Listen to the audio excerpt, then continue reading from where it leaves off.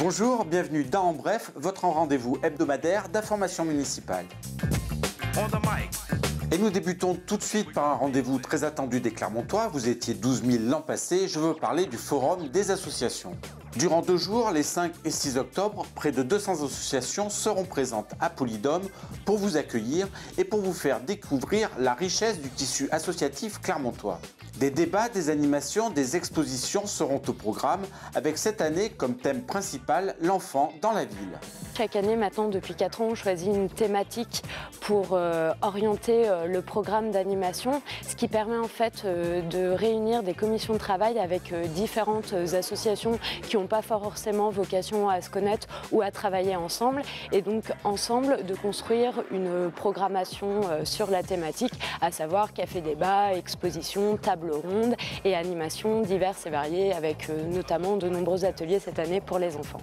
Ce rendez-vous sera également l'occasion de se procurer le guide des associations 2013, rassemblant près de 800 d'entre elles. Le forum sera ouvert de 10h à 18h et bien entendu l'entrée sera gratuite. Autre grand rendez-vous très prisé en ce début d'automne, la braderie du même nom qui se déroulera les 3, 4 et 5 octobre prochains. Organisée par Clermont Commerce en association avec la ville, cette édition sera placée sous le signe de la gastronomie avec comme invité d'honneur les métiers de bouche. Cette année, la braderie, l'événement, c'est que nous nous sommes associés avec la Confédération des métiers de bouche. Et il y aura une présentation et des repas servis place de la Victoire. Il y aura un four à pain, une broche géante, des produits, nos fromages d'Auvergne, les pâtissiers et les fleuristes. Au total, près de 150 commerçants présenteront leurs produits dans les rues de la ville, notamment à Montferrand et en centre-ville, rue Blatin, rue du 11 novembre, rue des Gras ou encore place de la Victoire. C'est un moment attendu par les commerçants parce que bien entendu c'est un chiffre d'affaires, et puis c'est un moment de convivialité. Les commerçants sortent à la rencontre de leurs clients. Les clients, ça fait une animation extérieure, et tout ce qu'on espère, c'est qu'il nous faut du beau temps. Pour plus de renseignements, vous pouvez consulter le site www.clermontcommerce.fr. Après Paris et Lyon, Michelin vient d'éditer son premier plan de la ville de Clermont-Ferrand. Après les cartes routières, Michelin souhaite en effet se focaliser sur les villes. Pour ce faire, l'entreprise a adopté une démarche innovante et surprenante. C'est la première carte papier qui est construite à partir d'une base cartographique collaborative, c'est-à-dire une base dans laquelle quelqu'un comme vous et moi peut alimenter et avec les informations qui l'intéressent. Et Michelin a décidé de jouer le jeu et de devenir contributeur pour enrichir toute la zone de Clermont-Ferrand. Et ce que nous avons fait, et ce qui nous a forcé à envoyer un cartographe Michelin parcourir la ville de Clermont-Ferrand avec un vélo. Et il a parcouru 500 km de voies, il a pris 180 000 photos. Résultat, une carte au 12 millième très précise où voiries, bâtiments, transports et infrastructures sportives et de loisirs ont été référencés. Le plan est disponible dans tous les points de vente habituels au prix de 2,95 €. Un peu de solidarité maintenant avec l'association Cœur des Anges qui vient de remettre au service pédiatrie du CHU Estaing des jouets et des cadeaux destinés aux enfants hospitalisés. Depuis 2007, nous venons en aide aux enfants qui sont hospitalisés au CHU d'Estaing. Et l'association Cœur des Anges s'occupe plus particulièrement d'organiser des manifestations en dehors de l'hôpital, que ce soit au Clermont-Auvergne, à l'AS Saint-Étienne, à Lyon, et tous les concerts qui ont lieu au Zénith d'Auvergne. Au total, ce sont près de 800 cadeaux et jouets qui ont été distribués par l'association et ses partenaires. Solidarité toujours avec cette fois-ci le Téléthon qui se déroulera les 6 et 7 décembre prochains et qui se prépare dès maintenant. À cette occasion, l'AFM recherche toujours des bénévoles et notamment un coordinateur pour son équipe du Puy-de-Dôme. Pour les renseignements, je vous propose de vous rendre sur le site www.afm-téléthon.fr.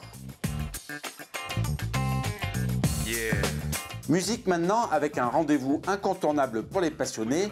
Je veux parler de la 28e édition de la Foire du Disque qui se déroulera à la Maison des Sports les 5 et 6 octobre prochains. Une cinquantaine de professionnels et 1200 amateurs sont attendus pour rechercher la perle rare parmi les 200 000 pièces exposées. Un succès dû essentiellement au retour en force du vinyle aux dépens du CD. Le 5, les portes seront ouvertes de 13h à 19h et le 6 de 10h à 18h. Musique encore, mais cette fois-ci en live avec le prochain afterwork de la coopérative de mai qui aura lieu le 3 octobre prochain à partir de 18h. Au programme du rock'n'roll bien français avec Joe Dahan.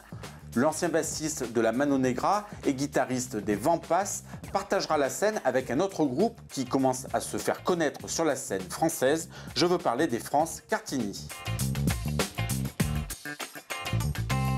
Et si vous alliez au musée à l'heure du déjeuner, c'est ce que vous proposent les 3 musées clermontois avec la pause déjeuner, pause culture.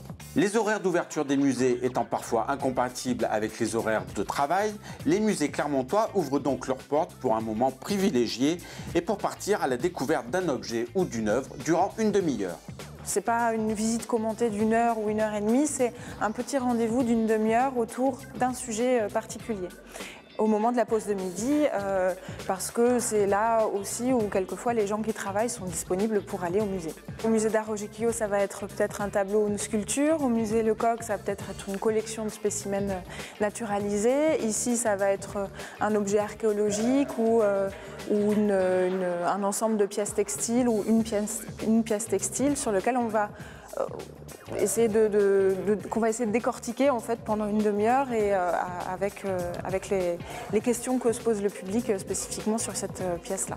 Ces visites se déroulent à 12h30, les premiers et 3e vendredis de chaque mois au musée Bargoin, les 2e vendredis de chaque mois au Marc et les 3e vendredis de chaque mois au musée Lecoq.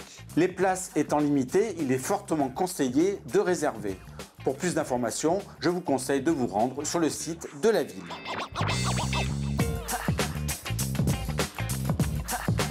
On termine avec les rendez-vous sportifs à venir. Le 5 octobre, en basket, le SCBA recevra le BC Nord-Ardèche à 20h au Gymnase Fleury. Côté foot, au Montpied, à 20h le 4 octobre, le Clermont Foot tentera de renouer avec la victoire face à Istres. Et pour l'Ovalie, l'ASM Clermont-Auvergne tentera quant à elle de faire oublier son déplacement à Montpellier en recevant Bègle-Bordeaux le 29 septembre à 12h30. Voilà, c'est tout pour cette émission. Merci de nous avoir suivis. Rendez-vous la semaine prochaine pour plus d'informations.